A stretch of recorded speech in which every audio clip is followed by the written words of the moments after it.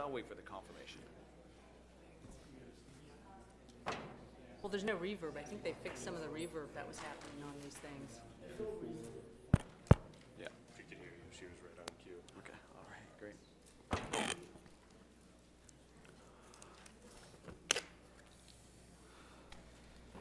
Hello all. I would like to call the March 12th, 2019 meeting of the Planning Board of the City of Auburn to order at this time. As we go through our agenda, the first thing on our agenda is a roll call. We'll begin on my left. Mark Tardiff. Brian Carrier. Dustin Booton. Evan Sear. Stephen Martelli. Next thing on our agenda are the minutes from the February 12th, 2019 meeting. Is there a motion to accept? Motion. Is there a second? Seconded. Is there any discussion? All those in favor? Accepted unanimously. On our new business and public hearing tonight, we have one item. We have a special exception and site plan review for Evergreen Subaru Sales and Service Center at 649 Turner Street in the General Business Zoning District. The way that, for those of you in the audience, to understand the way we conduct the public hearings, what we will do is we will have a staff report on the topic. Board members may ask questions of the staff at that time. When we are done, we will ask the applicant or their agent to come forward, answer any questions or provide any pertinent information they believe will help us in making our decision. We'll then open it up to the public input section of the hearing, hear from the public. When that is concluded, we will close that section of the meeting. The board will discuss and we will take our action. So, having said that, are we ready for our staff report? Certainly. So before us tonight, we have the final completion of the Mount Auburn Plaza. This project came before you in the fall as a subdivision, and we are revisiting it with now the completion of lots 3 and 4, which essentially on the site plan are here, the former Best Buy building, and what is currently a vacant lot. The plaza is a PUD for commercial development in the General Business Zoning District, and the applicant is applying for a special exception and site plan review because of the fact that it is a proposal for a car dealership and service area. Just to refresh you, this is a view of the Best Buy building. Looking here, this is lot 3. This is a view from close to the entrance in lot 2 of the property. This is currently lot 4. Of course, this was taken in the fall, so it doesn't look like this right now. I'm sure there's tons of snowbanks there. This is the area proposed for inventory for the dealership. And this is the project proposal. It would consist of a total of 8.86 acres, the combination of lots 3 and 4. The applicant is proposing to add on to the 20,000 square foot Best Buy structure, a 16,000 square foot showroom in the front. The design is proposed to have working service bays through here. Cars would drive through into the service bays, get dropped off. The customers could come in and enjoy looking at a new car while they're contemplating the repairs to their current one.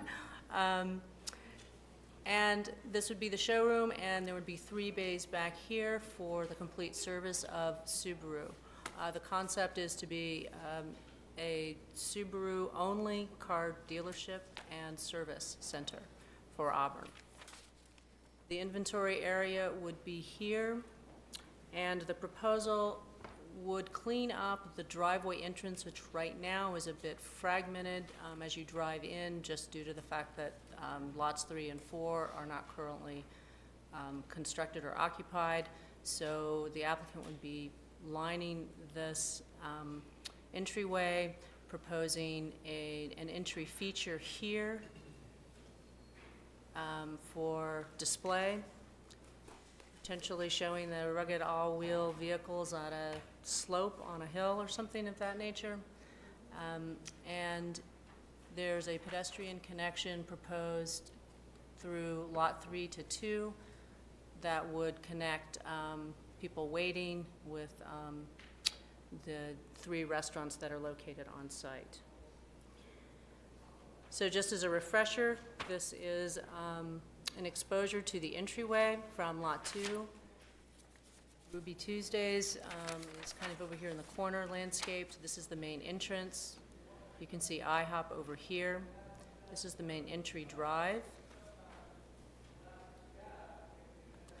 This is a view, again, from that general area over to the existing Lot 4. This is the parking lot for the IHOP, overlooking the detention pond. These are further views here from Lots 4. This is standing in Lot 4. For some reason, my arrow is a little squirrely. Looking over to the restaurants. This is a view from the parking lot of the IHOP to the detention ponds that drain for the property. This is a further view from the IHOP parking lot at the top. And then across to the edge of Lot 4 here, detention ponds, and the Auburn apartment complex here. Views from the apartment complex here. There's storage and then a slope. That slope right there is the edge of the parking lot.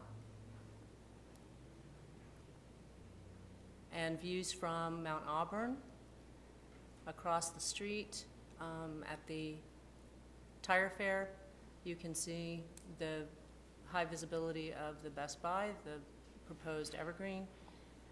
So the 16,000 square foot facade would come forward in front of this building here.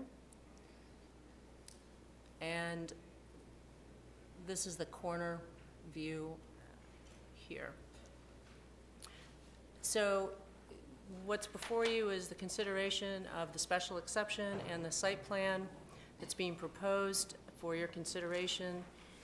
This is the submitted site plan, landscape plan that shows some of the features proposed. Staff is recommending approval. There are some considerations that typically go into viewing a site plan to ensure that there is a limited impact to neighbors.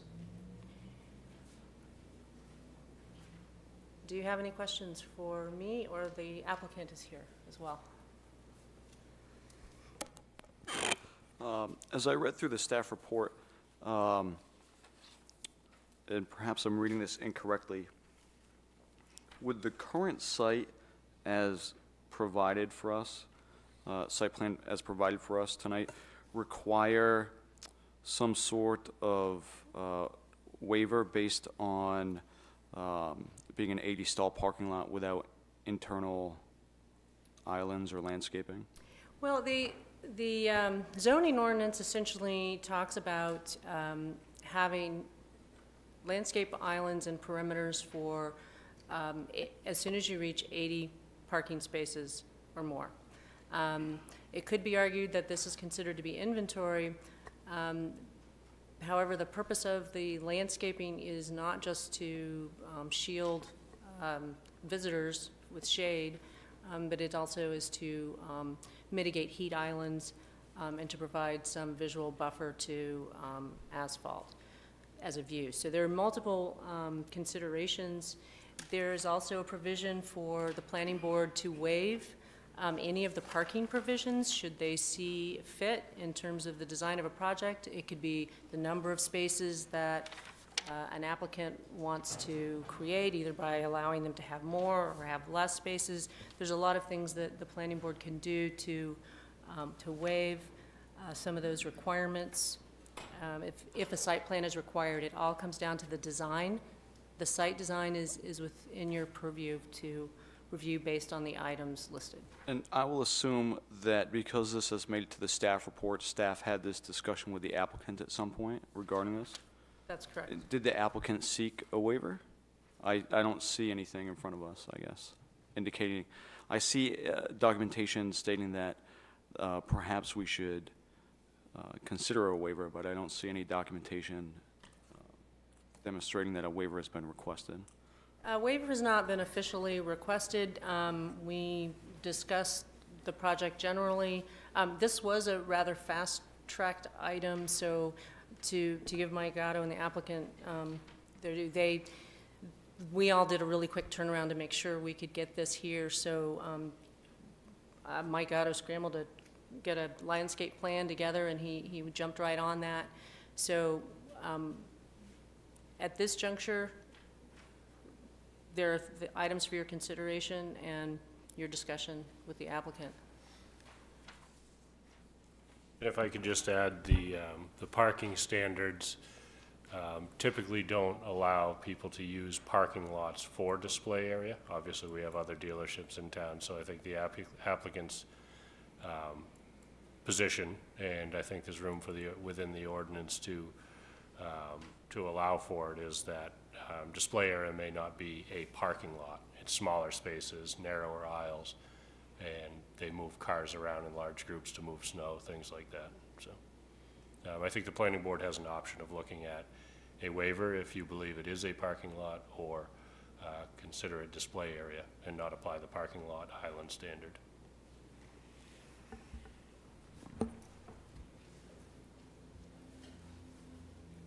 Do any other members have any questions?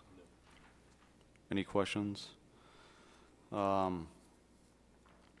Specifically to the surrounding neighbors, I'm glad that this was highlighted in the staff report, but there are some apartment complexes sort of to the southeast of this. Mm-hmm. To the rear. As I'm looking at this, I'm not seeing any sort of a landscape plan on site. However, it was something that was discussed in the staff report. Can you elaborate a little bit more on either the staff's concern or the staff's reason for putting that in the report? There is a this tree line you see here is fairly well established, although kids still kind of break through here to take a cut through. But this is fairly well established greenery that was planted probably back in 2004 or 5. And that's fairly well established to this residential neighborhood, which is single family. The reason why screening is always requested is, particularly when you have a residential neighborhood that's adjacent to a commercial area, the essential concern is both in the ordinance and always on site to make sure you don't have any ambient light coming into residential windows, to provide any screening as a visual buffer as well. Currently, obviously, Lot 4 being vacant, you know, there's no buffer there. My understanding is the hours of operation for the proposed development would be 7 to 7. So potentially in the winter, the lighting could impact. Screening might help. If some form of a shrubbery was put here on the edge, it might screen the view of cars and pavement. When the project would be completed, it essentially would be the entire commercial plaza will be roughly 9.1 acres of pavement on the 14 acres. If a structure was here, a restaurant, an office building, another retail establishment in Lot 4, that space would be broken up with a structure and with probably some skirt landscaping similar to what occurs around the other buildings. So essentially, in any site plan, I always address landscaping, lighting, and the adjacencies of residential properties. So I brought it up for your consideration. The original site plan for the PUD, did it include a landscaping plan in that area along the southern boundary of Lot 4? Near the retention pond? So as you know, the project has evolved over the years. The original 2005 plan when the PUD was approved looked something like this. It is now substantially different. At that time, in 2007, the comments were, as the project evolves and each of the pads develop, the planning board would have an opportunity to review the landscape and site plan. So not much direction. And while we're on the subject of lighting, and I'm sure it is in the documentation, I'm assuming the lighting on the southerly side of the building, exterior lights at night, are full cutoff. I believe so, yes, correct. And is that also an option for, I would assume you could do something similar with the lights that are on the lot itself? Sort of. I believe you're probably getting into some questions that maybe the applicant might Okay, want to directly address. I'll say that for the applicant.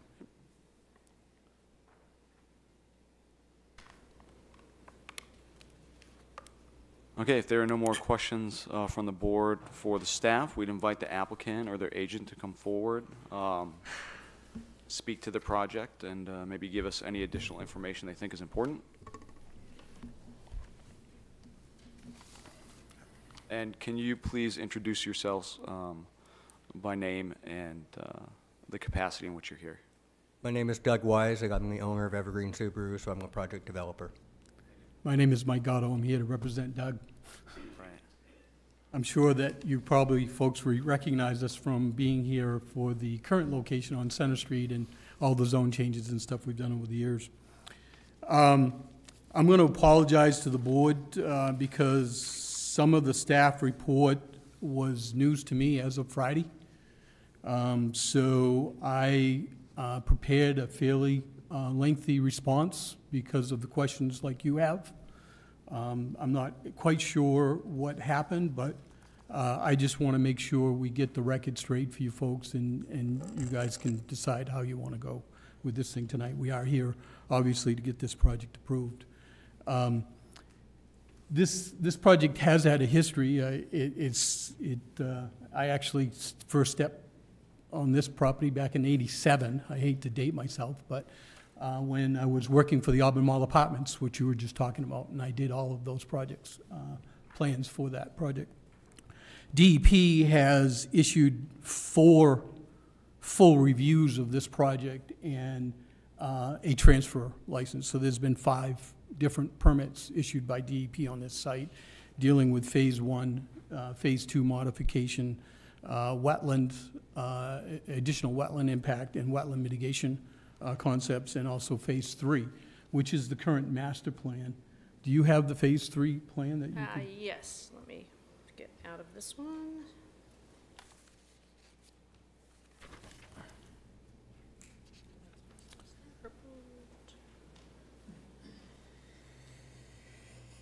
The city planning board first approved this project in May of '05. And that was a planning board review, and she showed the plans with the 7 acres. And in '06, this project worked fast because we didn't know who the tenants were going to be. We had ideas who the tenants were going to be, and this was being done on spec by Mr. Schott at the time. And in '06, we came back to the planning board with a zone request to actually move a zone line closer to the Dewey Street residents. And the planning board acted on that, and the council acted on that, and we actually moved that back. And part of that was a buffer requirement along the Dewey Street. So when we did the plans, we knew we were going to have that buffer plan. So we always focused our landscaping on that buffer strip along Dewey Street, because that was the concern at the time. We held public informational meetings with the neighborhood. We did an awful lot of PR and outreach on that project. Staff approved the Phase 2 plan as a reduction from 7 approved pad sites to 5 approved pad sites, which ended up being the Best Buy and the restaurants that are out there today, although the first restaurant was TGI Friday, and it ultimately ended up being IHOP.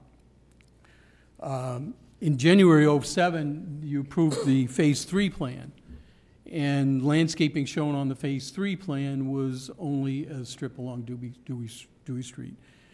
Again, because we didn't know the specific buildings, it was never our intent to landscape each building. It was always the intent to put the big landscaping efforts on the butters, and then have each plan for each building when it went through the building permit process. There was actually a condition of approval that required the plan, each building to have its own landscape plan and to be approved by staff at the time that the building permit was applied for.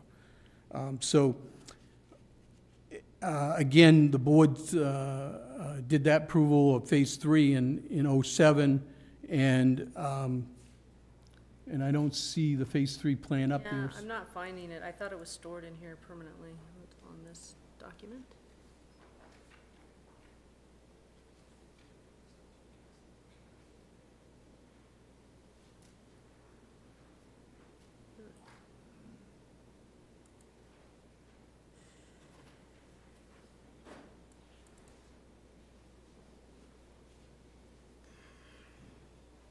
This is the Dewey Street neighborhood, and this is Turner Street here. I know I gotta have it be at the mic, so I'll come back. So again, I just wanted the folks to know that the landscaping was always focused on that Dewey Street neighborhood. We weren't focused on the apartment complex during any of the prior reviews because there's a commercial development between us and most of the apartments. There's a GB district and there is the self-storage units that are on the south of our property line. So we don't directly abut the apartment complex except for a small 100-foot strip, which is the building she very nicely showed in her pictures. The planning board also looked at this in '18 when we did a subdivision, and the staff reviewed a modification in '15 when we broke off the IHOP. And the reason I bring that history up is that each time we did an approval out here with the planning board and staff, presumably, everybody went through the process to do all of the special exception requirements that you're looking at tonight. Again, we tried to fulfill all the stuff back then, and you might have a different opinion tonight, but as near as our records show, the Ruby Tuesdays, the Longhorn, Androscoggin Bank, Best Buy, and IHOP were all built in '06. Project came fast once we hit the ground running. But '07, we filed a master plan, and it's set basically stagnant with the master plan for Phase 3, again, which is the plan over here, showing the big buildings and other things. So I think Audrey covered the 9.5 acres and those kind of things, that there were 648 parking spaces approved in '07. Doug purchased this property in October as lots 3 and 4. Lots 3 and 4, as Audrey said, is 8.65 acres. We are seeking approvals for auto sales and auto service, which is a special exception use. Hours of operation, 7:30 a.m. to 7:30 p.m. weekdays, 8 a.m. to 5 p.m. on Saturdays, and we're closed on Sundays. As Audrey noted, that we propose to use the current Best Buy as service bays. There's 20, 25 bays in there. Well, let's do this. I'd like Doug to explain, if you could put the floor plan up, why he picked this, why he likes this building type, and what he's trying to accomplish business-wise, because it's important to how we did the site planning.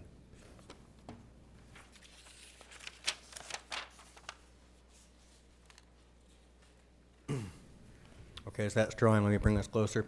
I suppose the first question I should answer is the one that everybody's wondering. We put a lot of work into Center Street, went through planning board. We've done tremendous amount of work there. Why is he doing this? Well, the Best Buy, first of all, Subaru has been very successful over the last decade. Our sales have done well. We can't keep up with our service demand right now. And while we had figured out land use at Center Street, the physical building is a challenge to add on to, where we were going to do it. And Mike, I think, was making fun of me at one point because we had 16 different plans.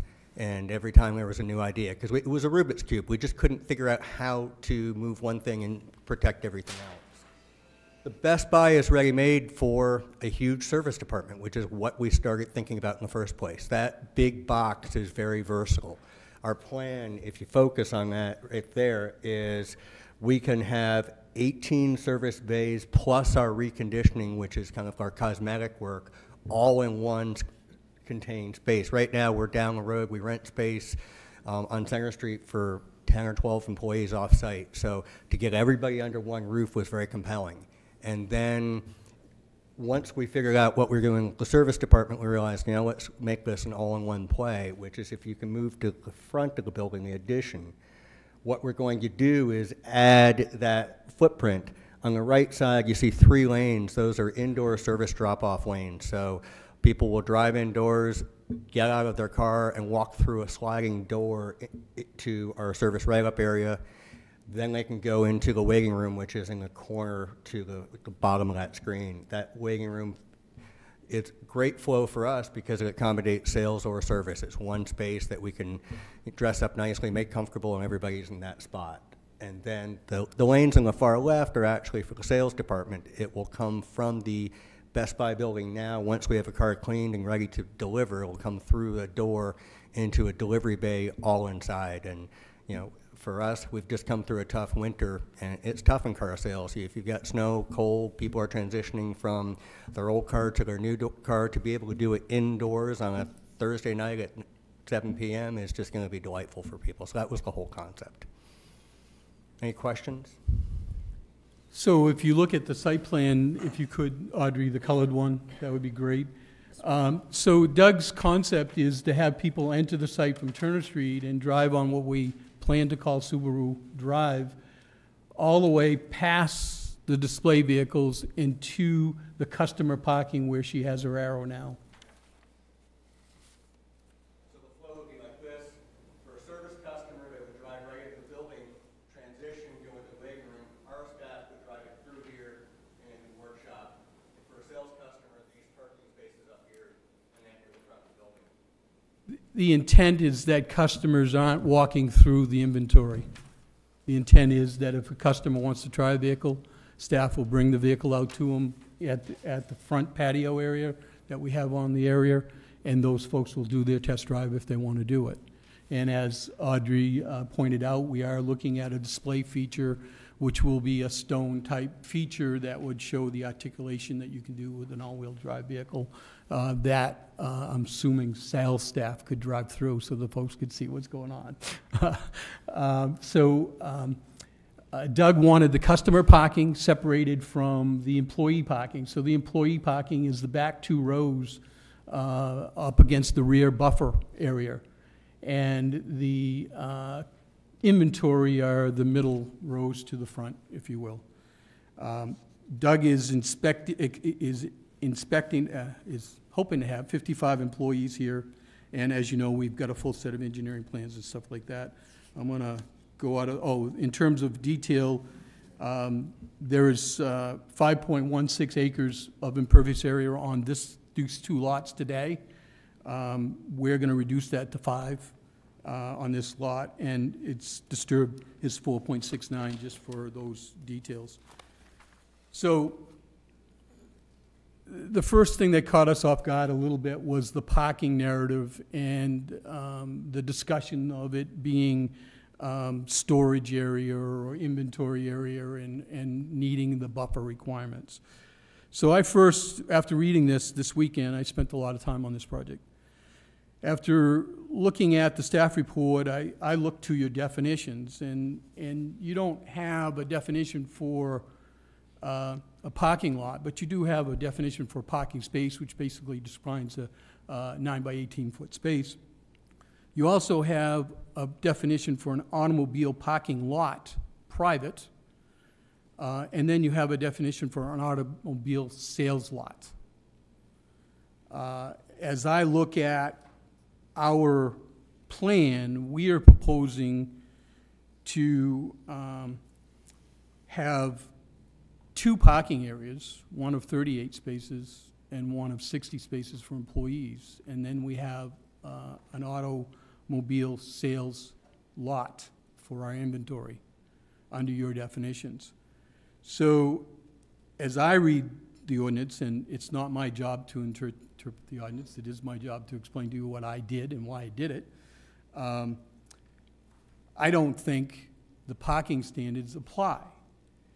So staff pointed out that we need to be looking at the consistencies of your section 607, which is your parking standards. And there are 19 standards in that. And staff picked out one of those standards, which is number 16, I believe, that says that if you have more than 80 parking spaces, you need to have landscaping. In my opinion, again, we have two parking areas, and we don't have one that's 80, so I believe the customer parking doesn't need landscaping, and I believe the employee parking doesn't need landscaping. You have no standards, as you do in many uses in your ordinance. You have no standards for an automobile sales lot. But if you look down Center Street and you look at everything that's been developed along Center Street, you don't see many automobile sales lots with green space in the middle of their parking lot. And I do understand the philosophy of green space in a parking lot. But again, we are and approach this ordinance and this application as if this was an automobile sales lot. More importantly, as you look through the sections, as Eric alluded to, of those 19 items under your parking section, number 6 basically, or it does say that no required parking area or driveway servicing same shall be used for sale, repair, dismantling, or servicing of any vehicle, equipment, materials, supplies, or merchandise.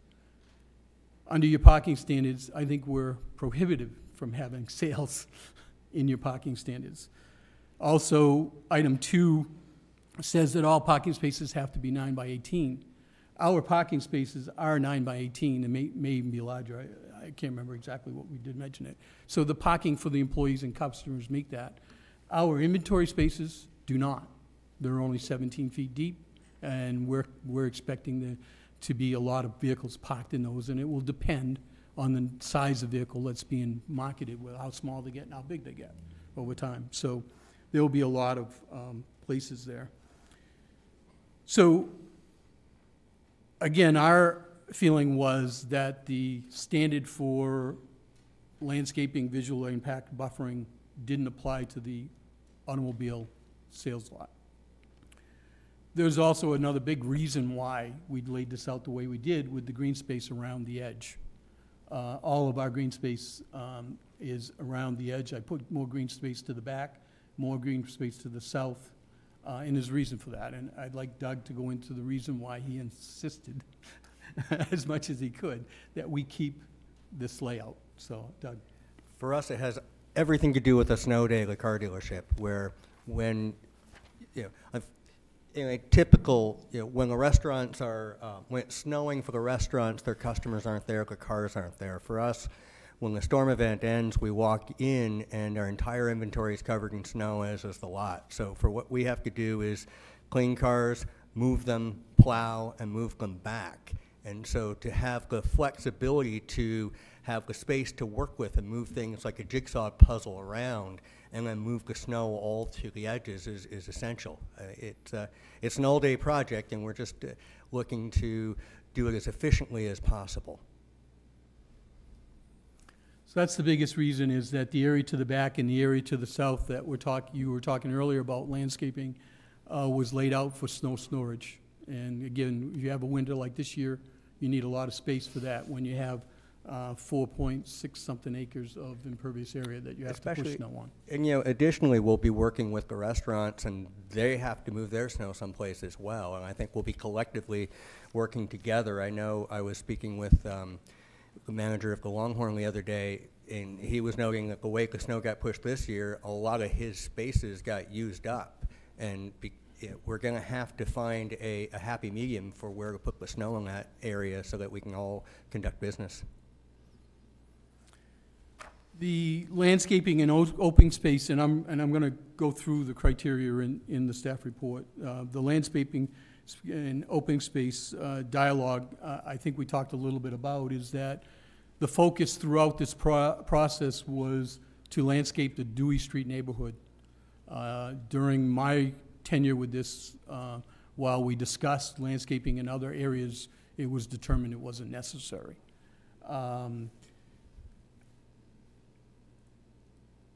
I'm sorry, I gotta pick up where I lost in my notes, and I apologize for this.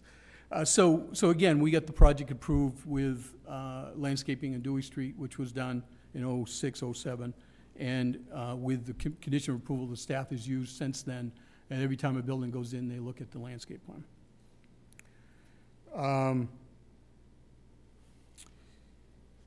It's a little weird, the city approval and the condition of approval from '05 on this landscape issue.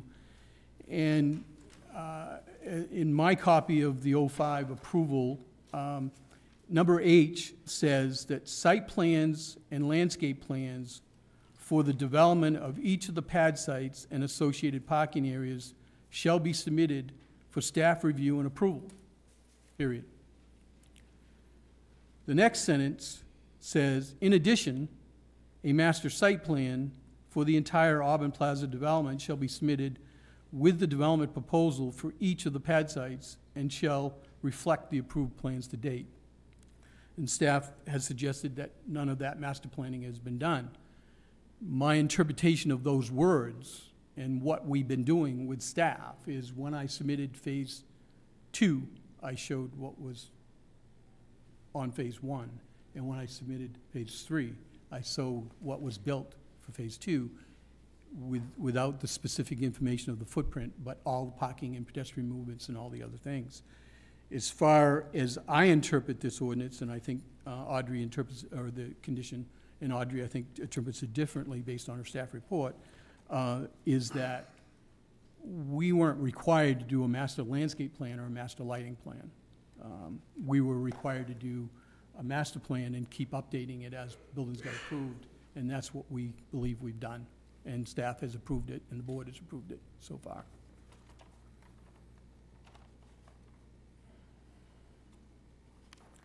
So when you're looking at the open space stuff, we're not looking at, a storage yard. We're not looking at a parking lot. We're looking at a sales yard. And I guess our opinion is that we don't need the landscaping in the paved surface that's there.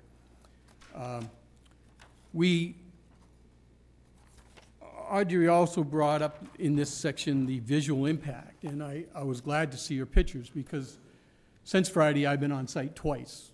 Monday morning or Monday afternoon, I went out and drove around the site, and I went to the area of the last apartment building and parked there.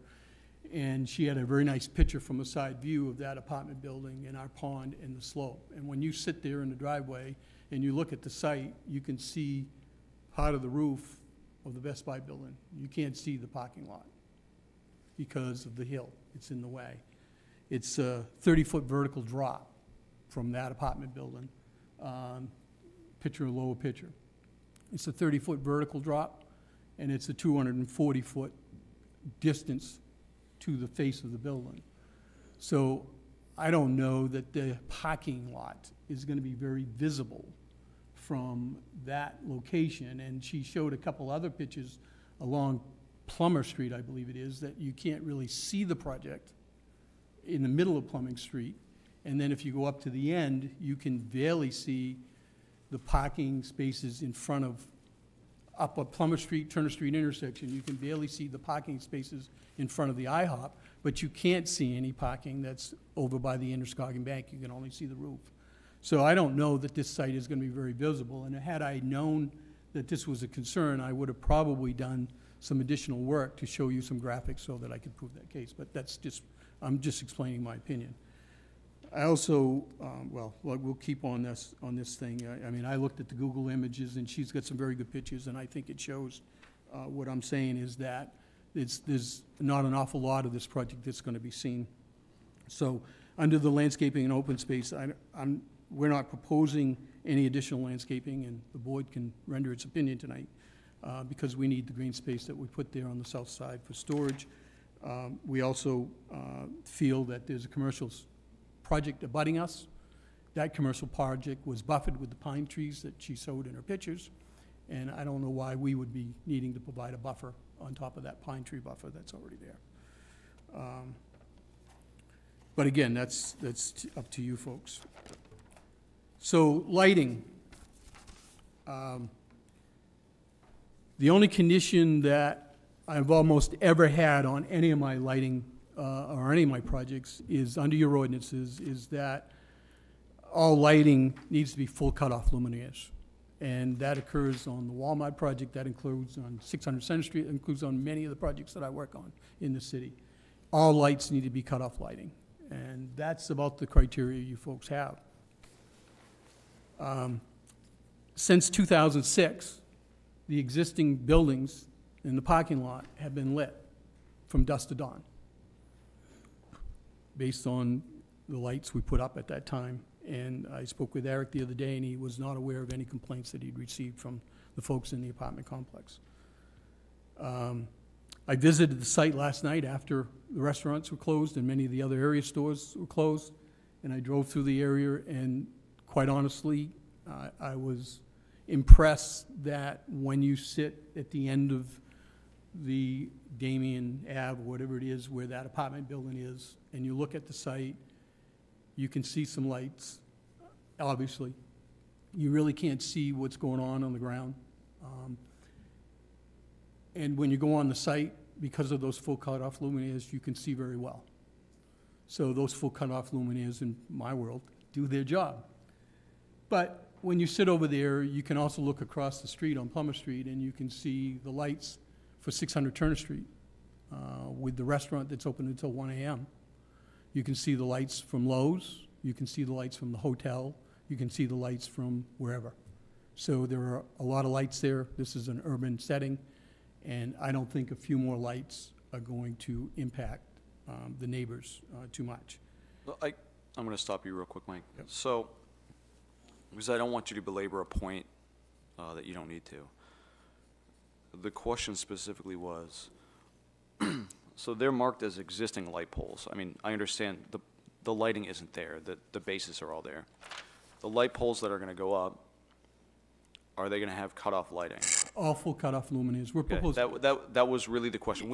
I think the board, I don't want you to belabor the point, I think the board understands that we recognize, the physics of light, okay? You can't make it go in a singular direction, but to the best of your ability, you can make it point downwards, and that's really, I think, the intent. But I also want to make a point in favor of Audrey, is that she mentioned perhaps timing could be done. And I did not know this when I submitted the application, but Doug has a vision of a dealership. He has a friend in Rhode Island, and we intend to make our lights have a night mode.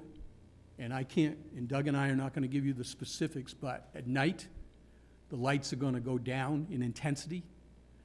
When we leave that project, push a button, lights go down in intensity, 25, 30, 40%, whatever it is at night, and it's going to stay there unless police car decides to drive through the lot. Each light he goes by is going to have a motion sensor, and the light's going to come on. If somebody walks through the lot in the middle of the night, light's going to come on, it's going to go off, it's going to be timed, and it's going to go off.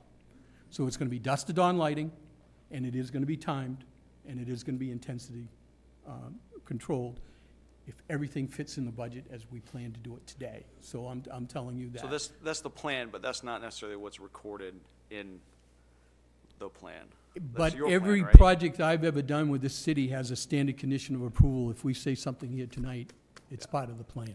Oh, I understand. That is- I just want to make everyone understand that. I appreciate Yeah, that. and I'm not saying it, I'm not implying anything. I know you seem to get upset there for a sec.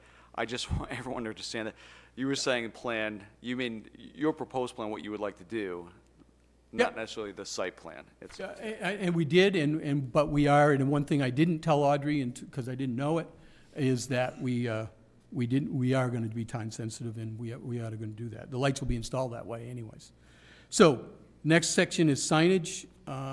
We understood that with the PUD ordinance, we had a sign issue from day one in 2005. And at the time, I had a professional land use planner working for me, Bob Font, some of you may know. Bob actually wrote the 2005 letter, even though I signed it. And he put together a narrative request that requested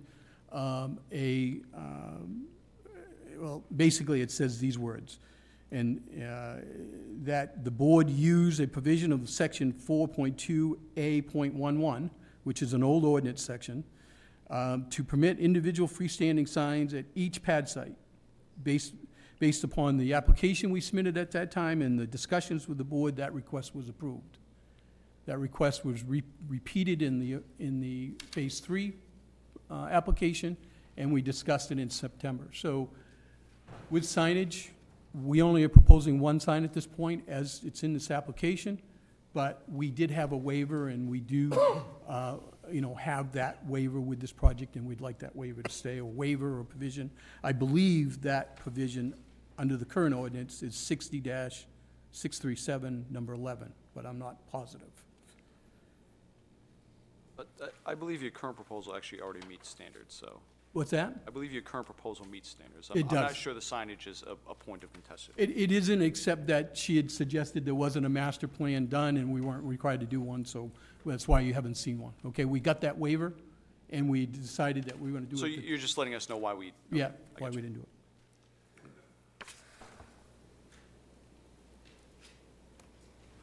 I'm reading a lot, and I don't like that, but. Circulation. Between '04 and '07, I was working for several developers in this project area, as I mentioned some of them already. I was also working for the developer here, George Schott, who was paying me to work for the city of Auburn to do an Auburn Mall master plan. The reason why that's important is that Auburn Mall master planning did look at transit, bicycles, sidewalks, and interconnectivity in the Auburn Mall area. And this project has sidewalks and it has parking because it wasn't something that was decided as something that was needed at that time. So we don't have a transit stop here. I think the transit stop, I think it's between Walmart and Lowe's because that's where it was decided to be. So I didn't design this project without in a vacuum of this project. I designed this project in a vacuum of many projects, and that Auburn Mall master plan with the traffic improvements associated with it, and the landscaping that went into that Auburn Mall master plan, and the landscaping that went on to Mount Auburn Ave, were all done at the same time this project was done. And perhaps our vision was, let's put trees along the street, and let's put trees in different oak areas, because that's what the public was telling us they wanted at the time. So my point to you folks is that we have a circulation plan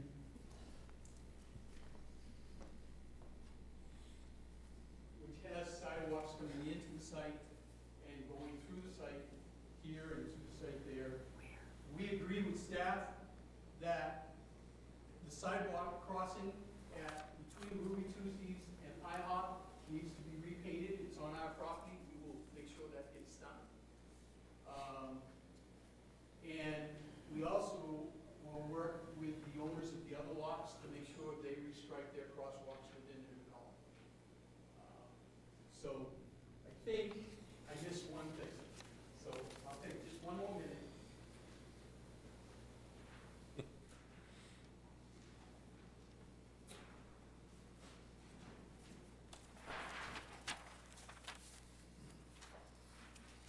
Back to lighting. This is the lighting plan. You should have a reduced copy of it in your package. I highlighted it today to understand exactly what we're talking about. And this red line is the property line. And Audrey's 100% correct that I encroached into Mount Auburn Ave here with lighting, and I encroached over here into the state of mainland with a small triangle of lighting. So we will get that fixed as a condition of approval. I'll let you guys look into that. She also was concerned that our lighting focus away from the abutters. And if you look at these darker lines, 10, and the light is shading out. So we have focused all the lights, and we don't go over any other property, or we're not within 40 feet of any other property. We're hundreds of feet over this end of the property with our light on this plan. So not only are we gonna time it, we will make sure that the foot candles work as she has recommended that we do. And we'll get that fixed as part of the condition approval. With that, I'll answer any questions that I haven't. I'm sorry, I apologize again for going so long.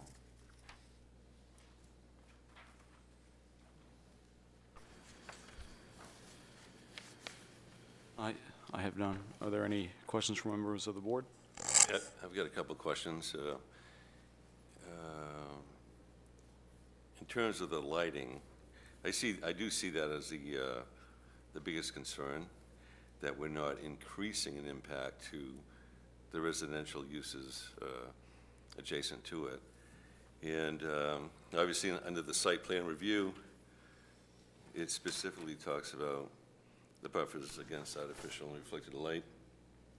And then under special exception, which this is a request for,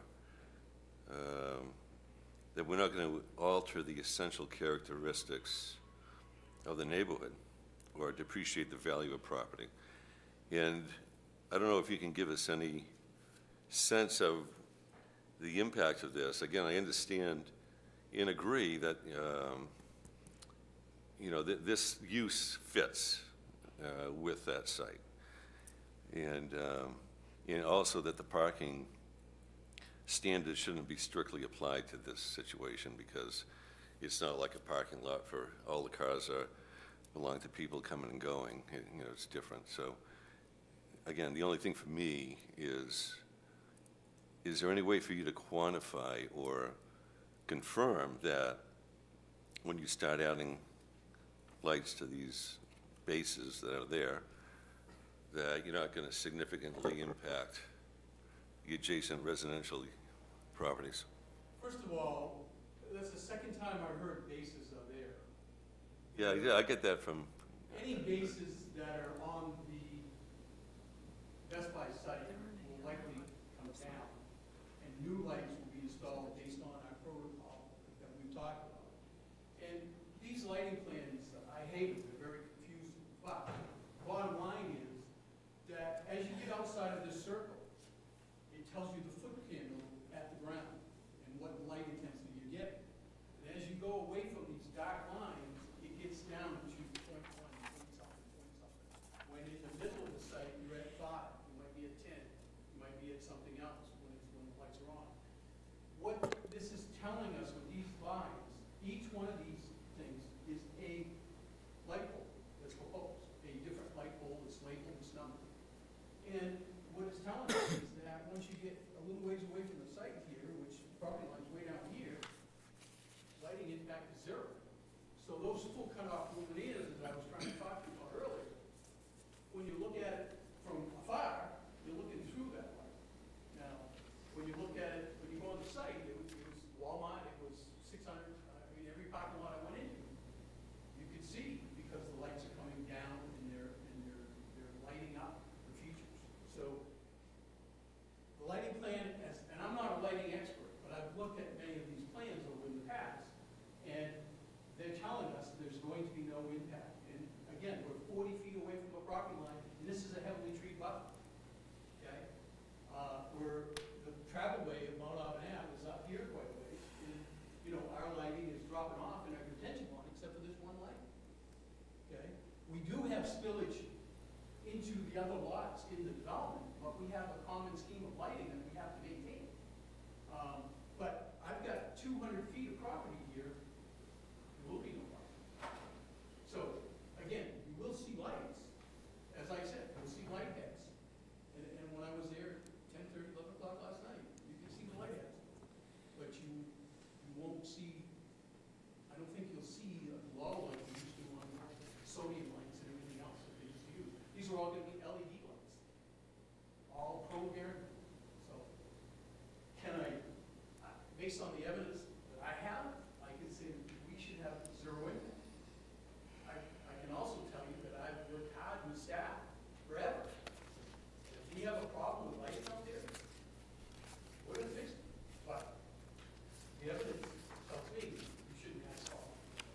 Mr. Tardif, is your concern more to, I mean, this picture is a great example. So here we've got a light base in place, and, No, that's a catch That's the, basin. that's the basin. okay, so we've got a catch basin in place, all right. Back up two So, pictures in to the where you're background, From the apartment. Back up to, Back up to regardless, that picture where you're seeing it from the apartment complex. well, we could see the apartment complex here, I guess is the idea. If you're You looking, can see the roof. There you Right, go. You can see the roof. well, there are windows there, I mean, Yeah, yeah. one more. so I guess, Yeah. Mr. Tardif, is your, we understand that Dewey Street is pretty well screened. Is this the area that you're sort of yeah, speaking to? exactly. It's really the impact on residential. There.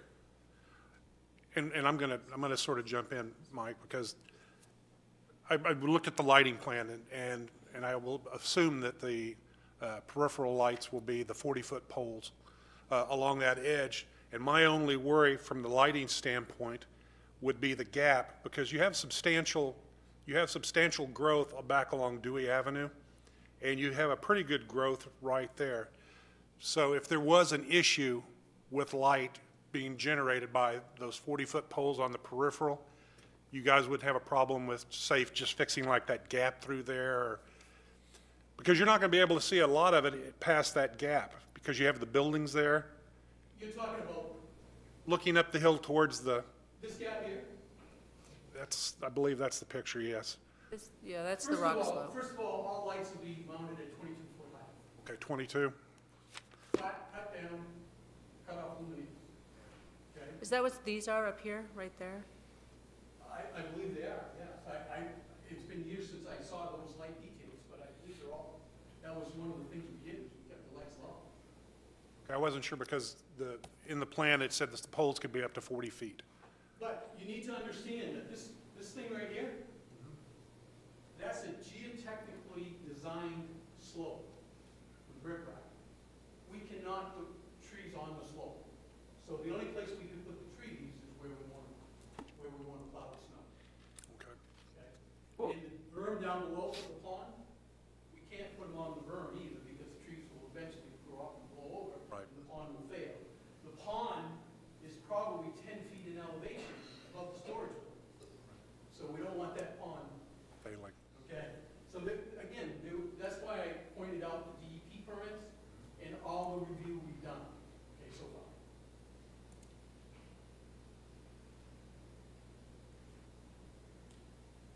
far. Are there any other questions? Thank you very much. I'll look for a motion to open up the public input section of the hearing. So moved. Motion has been made. Is there a second? Second. Has been seconded. All those in favor? We now have the public input section of this hearing open. If you wish to speak, please come forward and clearly state your name and address into the mic, and then proceed with your comments. It's a rush.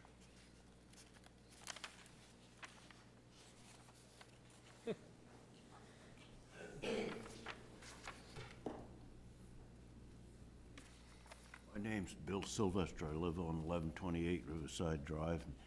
This is one of my pet peeves is parking lots. And I love garages. The more stacked up you can have them, I know you got a 35-foot thing maybe somewhere, but you eliminate a lot of the snow plowing, eliminate a lot of summer heat, storm drain runoff, a lot less. If you've got 3 stories of cars, for example, you might have a third less runoff. And it doesn't just apply to automobiles, sales places, at Subaru. It's the stores, grocery stores, everywhere. I think we ought to be thinking about garages. Just a thought. Thank you. Thank you very much. Is there anyone else that would like to speak?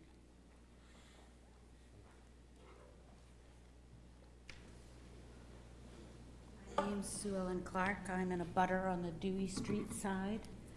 I actually have a deck that looks at the Best Buy building. The tree buffer is not really that thick.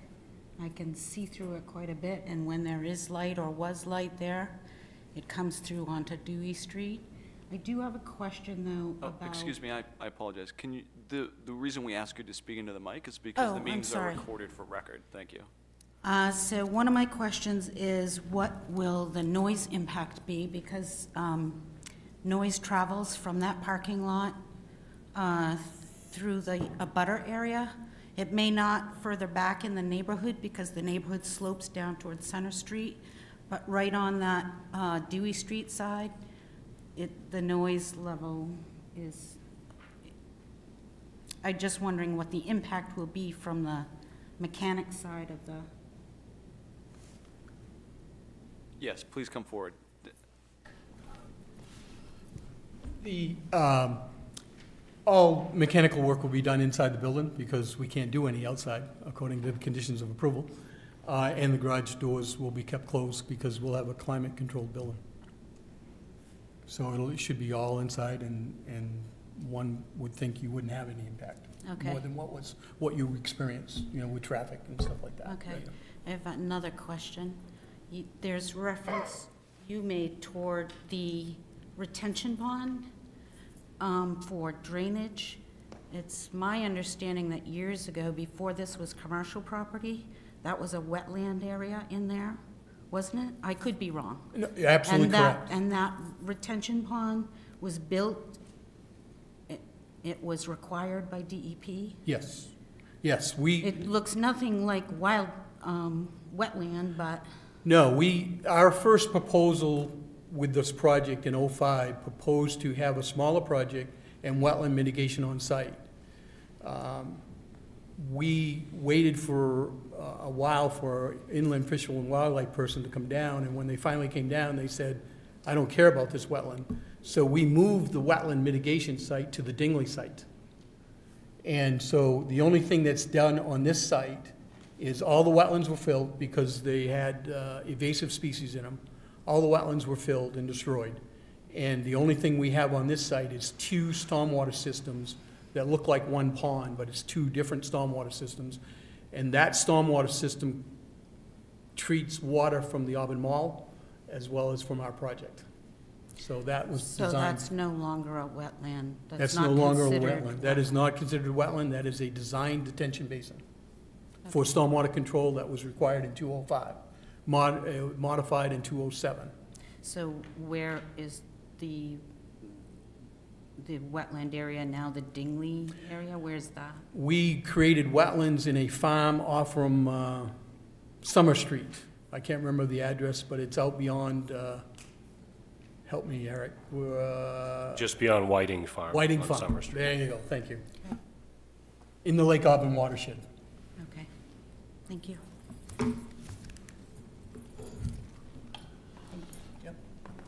Is there anyone else that would like to address the board?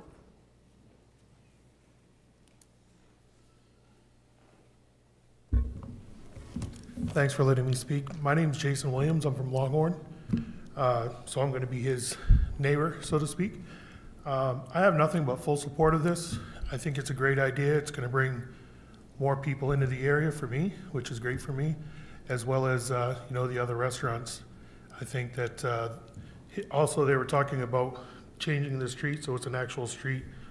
I think that would be great if we have some type of parking lot flow, which will be regulated better, as opposed to now where, it's just open and people go around the bank and who knows what they do back there.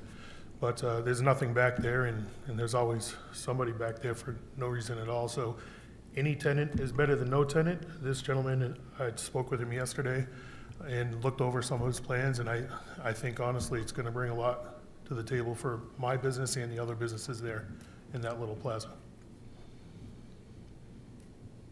Thank you very much. Is there anyone else from the public that would like to speak? Seeing none, I'll entertain a motion to close the public input section of the hearing. So moved. Motion has been made. Is there a second? Second? Motion has been made, has been seconded. All those in favor? The public input section of this hearing is now closed. We will move to a discussion amongst the board. In order to move this forward, I would first like the board to make a determination as to whether or not the impervious space on Lot 4 should be treated as a parking lot under our ordinance. So, is there anyone that has an opinion for or against?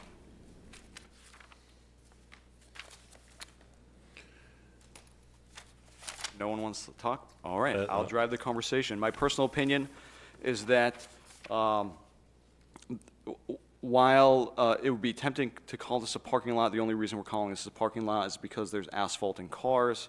However, if there were asphalt and a bunch of trees and planters, we would say it's not a parking lot, it's a holding area for trees and planters. So because of that, my personal opinion is that this is really more of an inventory holding area. And my preference would be that the board not treat it as a parking lot and not hold it to the standard requiring internal landscaping and islands. Is there any discussion on that topic? Just that I would concur with that. Is there anyone that is in disagreement? Okay, that's settled. I think the next thing we need to discuss is the lighting. I think Mr. Gatto's done a good job of helping to reassure us that the lighting is full cutoff lighting and is pointed straight down.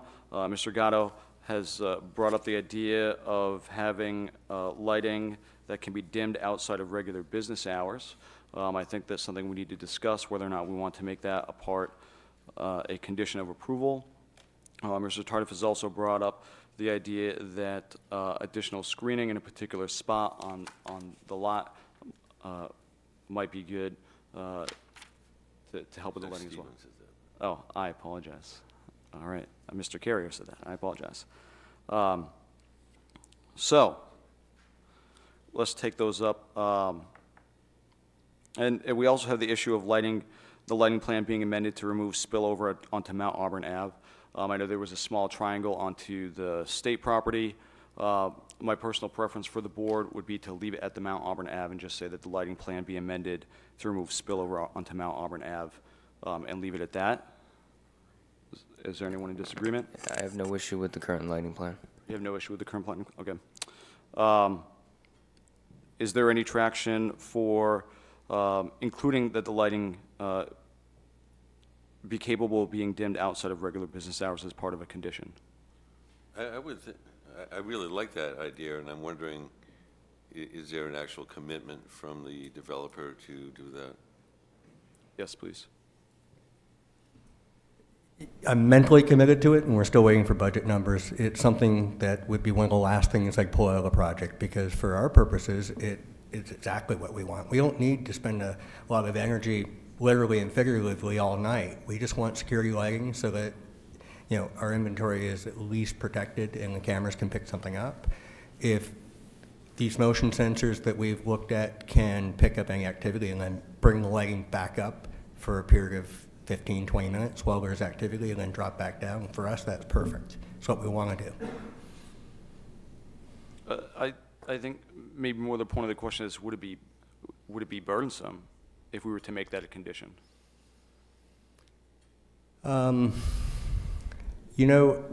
We want this project to work for everybody. We'll commit to doing it. All right. Okay. So does the board feel comfortable in taking that commitment, or do you want to make it a condition? I would make it a condition. Okay, so making that a condition. And I think the last piece that we really need to discuss before we take any action is a discussion of screening.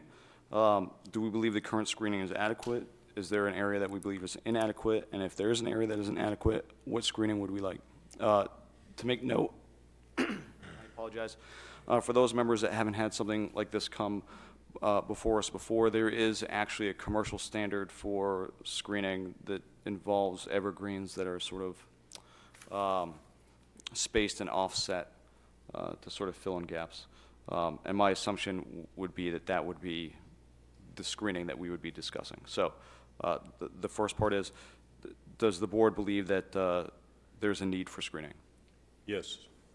The lady said that light comes through, into her area, so. So she's speaking specifically at the rear of the property now, where Right. where there are already trees? Right. And it would also help with any noise that may be outside you know. So I would take a look at it and make a recommendation that any additional trees or screening material would be put in, so. Okay. Is there a discussion on that idea? I agree with the idea, you know, make a Yeah. recommendation. I will agree with that also, because my initial was looking at it from that direction. Mike stated that they would be willing to work with us, as long as they're willing to work with us in problem areas. I'm not saying that the entire area would have to be redone, but as looking forward as the area comes online and we're seeing how the light is affecting the area, that you might be able to address problem areas. If Yes, I may. Mr. Gatto. Yes, of course. I appreciate that. The area she's speaking about is the area that we did landscape and we fenced it off. And ever since we did that, it's been a bit problematic because trees have disappeared, trees have been cut, kids have taken away the fencing that we put up 3 or 4 times. There's a couple hundred feet down now. So it's become, because we fenced it off, it's become a no man's land that folks are using. And I'm not suggesting this lady or her kids or her neighbors did it. I'm just suggesting that it's a little hard for us to control it. And that is the area that we landscaped initially. And now we're being asked to landscape it again. And if that's what the board wants, he wants to fill it in, we're happy to look at it, okay? Excuse me, Mr. Gatto. What did the landscaping plan call for? Well, she hasn't been able to produce the Phase 3 plan, but I have. I guess, let me be more pointed, because I don't want to belabor the point. Did the plan call for the sort of generic evergreen screen that we generally see in these types of situations? There are a series of plantings, evergreen trees, some seedlings were planted. There's a bunch of stuff that were planted in that area, that were planted in '06 or '07. And this is a question for staff. It's my understanding that a site plan is in perpetuity, so such that plantings are required to be maintained. So such that if plantings were taken out, they need to be put back. That's accurate, yes. I raise that point because if the issue is that the plantings, the initial plantings that were approved have gone missing, that this is not really an issue for the board to take up. I feel like I'm glad that this has come up, and I think the board at this point is going to direct staff to inspect the site and make sure that the original planting. That the original landscaping plan is still in place, and that if it isn't, that I think that's very appropriate. I appreciate that. In my mind, I think that's the most appropriate thing to do. If the issue is that there was an appropriate landscaping plan, but it has been removed, then it needs to be put back. And it could be the fact that our plants are still there and other trees that were there are now gone, okay? But I understand the issue, and I think we may have to look at what we did with that buffering differently. Before we move forward, does staff feel comfortable with the board asking that a staff member go out there and ensure that the landscaping plan is in place, and that if it isn't in place, notify the owner that they're required to maintain it as it was approved? Yes, we can certainly do that. Okay, excellent. All right, so I think that sort of takes care of screening. All right. So I am looking at a motion. If you are making a motion to approve, please include the conditions 1 through 4 in the staff report, as well as a condition 5, that the lighting plan be amended to remove spillover onto Mount Auburn Avenue, and number 6, that, and I think we can limit it to Lot 4. Does the board feel comfortable limiting it to saying lighting on Lot 4 be capable of being dimmed outside of regular business hours? I don't think that we need to require that all of the lighting on site be dimmable, but the light specifically on Lot 4. And just to be clear, we're talking about our property. We can't change the lights. No, we understand. Yes, we are not asking you to dim Yeah, no, anybody else's lights. All right, so is there a motion? I'll give it a whirl. Thank you.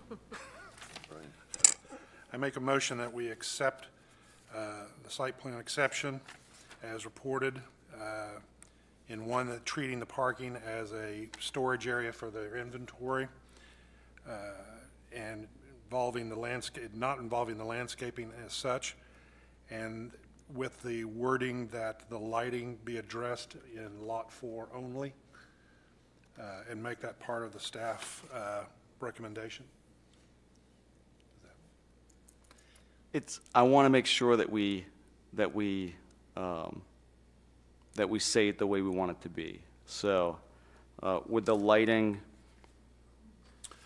could I propose a friendly amendment Sure. that, with respect to lighting, we make the condition a condition 5, the lighting plan be amended to remove spillover onto Mount Auburn Avenue, and a condition 6, that lighting on Lot 4 be capable of being dimmed outside of regular business hours. Do you accept that? Yes. Okay. Is there a second? I'll second that. Oh, boy, you guys, one says something, one doesn't. I'll give it to Mr. Tardif this time. How's that? Okay. So motion has been made. It's been seconded. Is there any discussion? All those in favor? All right, the site plan has been approved. Thank you very much. Thank you.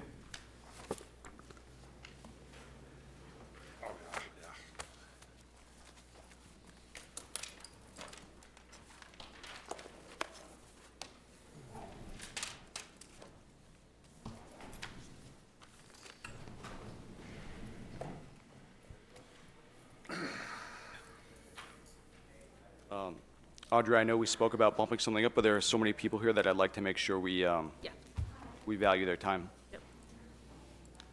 Yep. The next item for tonight's meeting is a work session.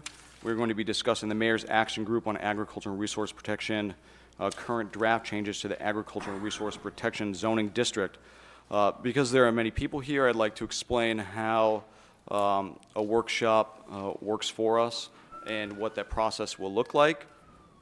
It is somewhat different from a public hearing in that a public hearing has a formalized time slot for people to give input, and they give that input sort of prior to the planning board taking any action and having further discussion. Tonight's workshop is meant for the planning board to get informed. Essentially, we have asked staff to present a brief history of the Agriculture and Resource Protection Zoning District, present the pertinent sections of the comprehensive plan, give an overview of the findings from the Ag Committee, as well, I believe the first Ag Committee as well as the Ad Hoc Committee, so we'll be hearing a little bit about the work of both of those. We will be deciding on a framework that we would like to use to move forward, that framework being a specific set of non-negotiables that we feel the zoning ordinance as amended must meet in order for us to approve it. And then we will be developing questions. Normally during a workshop, public input is not necessarily sought out. However, you guys came tonight, I think it's important to I think it's important that we value your time. So sort of out of, this is sort of not necessarily an ordinary part of our workshop process, but at the end of this workshop session, when we are done formulating questions, I would like to invite members of the community that are present to come forward and please, because there are a lot of you, please briefly share comments, or I think what might be more helpful also is to share questions that you might have that you think are important for the board to be asking as we move forward. The plan is that next week and the following week we will have public hearings in which there is a formal process for people to be able to go on record as we are actually looking at the document itself. The idea being that we did not want to rush this and sort of do this in one meeting. This is a big, really important thing. Are there any questions from the community as to how we're going to run the workshop tonight? Okay. If there are none, I'm going to ask that the staff start by kind of talking about the outline for the workshop itself and then presenting materials. All right, thank you. So we're going to, Eric and I are going to share the responsibilities of presenting information as needed.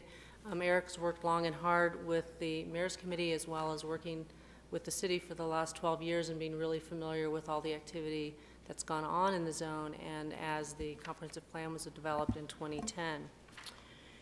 So we're going to talk about that.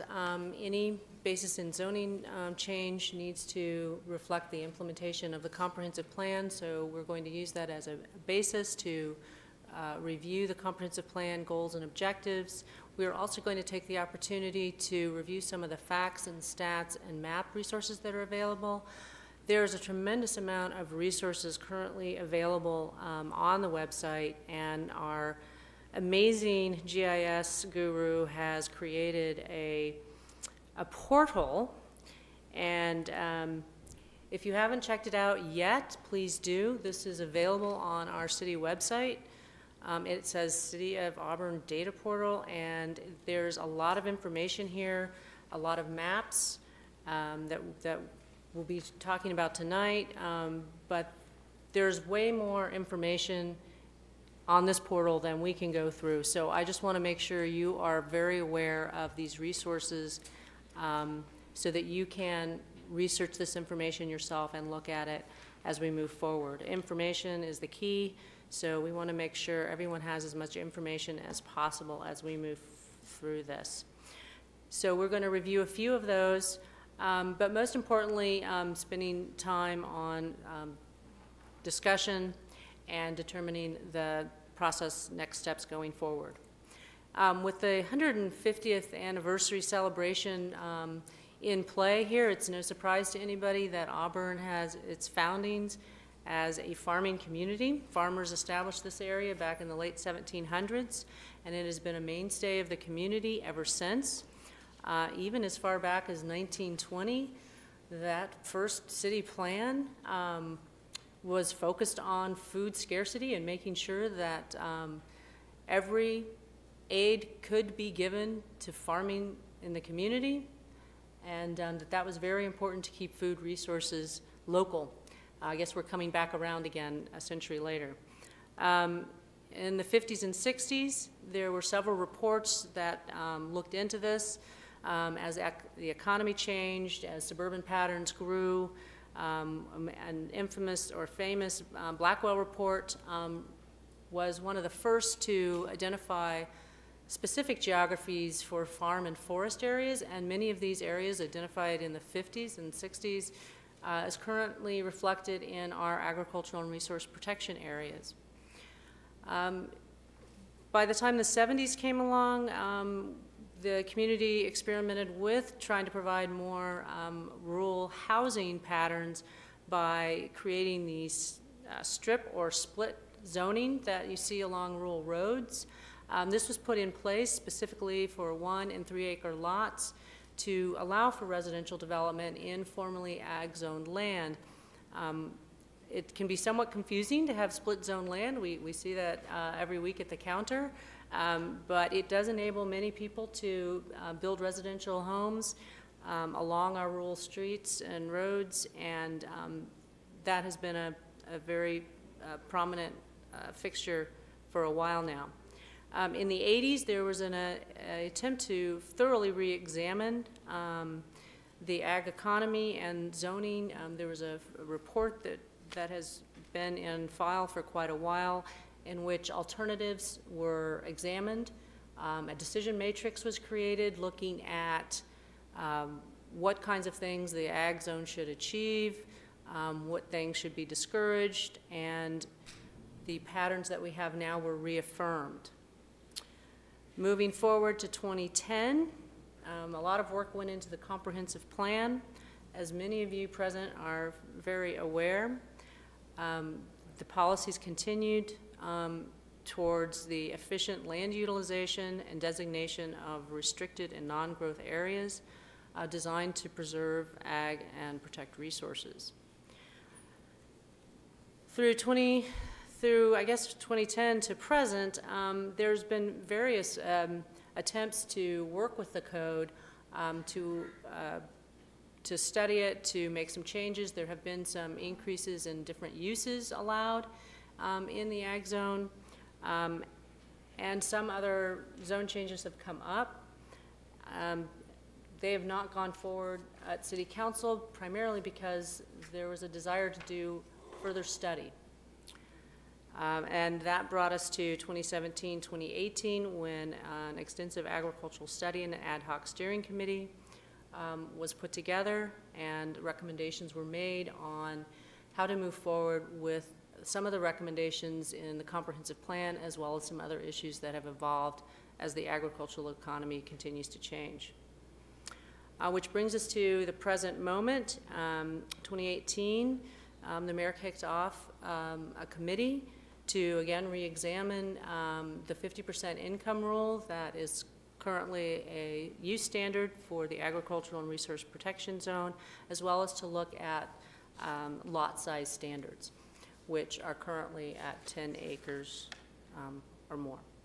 Eric, do you want to puff up or add to that? Brief, quick summary of events? Just that the last major change involving residential uses in the ag zone was around 2013, 2014.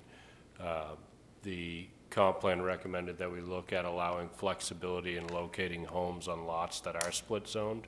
So if the frontage is residential, then the comp plan suggested that we would allow some flexibility if somebody preserved their residential frontage to actually locate their home towards the back of the lot in the ag portion. Planning board worked on that. When it did finally get to the council made it clear at that point that they really wanted to see a more comprehensive ag study before they made changes like that involving residential uses. So we've worked through, took a few years to get funding for that study. We've worked through one phase of that. We're working through a second phase of it now, and here to present the current draft that the council has forwarded to the planning board. So one of the main themes throughout the comprehensive plan has to do with orderly growth and the concept that there be growth concentrated in the most serviceable areas of the city. Those are the developed areas, the developable areas where residents and businesses are most easily served by water and sewer, police, fire, schools, and because our geography is so large, expanding densities and residences out along the periphery, particularly in higher densities, could pose a huge infrastructure cost and service cost on already strained facilities. That has been kind of a central theme throughout and is seen in the policies of the comprehensive plan, calling for areas of restricted and non-growth areas, which for the purposes of our discussion, we're going to focus mainly on, obviously, the policies for the agriculture and resource protection areas. So when we look at these maps, this is probably not a good example. I'm trying to flick back and forth between our portal, but that's not as easily done. So just to reiterate, we're going to walk through the pertinent areas of the comprehensive plan that deal specifically with the Agricultural and Resource Protection District. We're going to review those first. So bear with me as I read through a lot of text. I'm going to try to paraphrase and summarize wherever possible.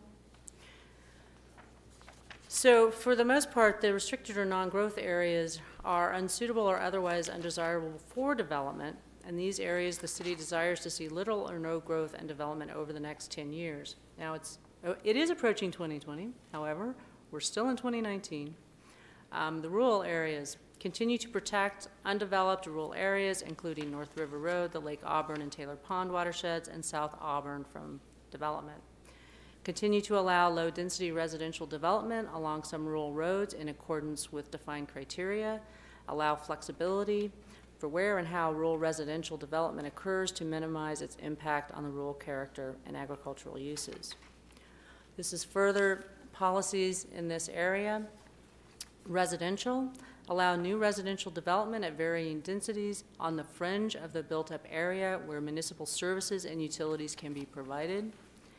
Consider using density-based requirements for residential development in development districts rather than the current lot size requirements. Resource protection and open space. Include significant resources along the rivers, streams, and high-value wetlands and a resource protection designation. Designate land preserved as conservation land / open space. And policies regarding expanding access to the rivers and creating riverfront transition designation areas. Moving forward, specific strategic strategies and considerations. There's a section specifically talking about rural residential road strips. This is page 73 of the comprehensive plan.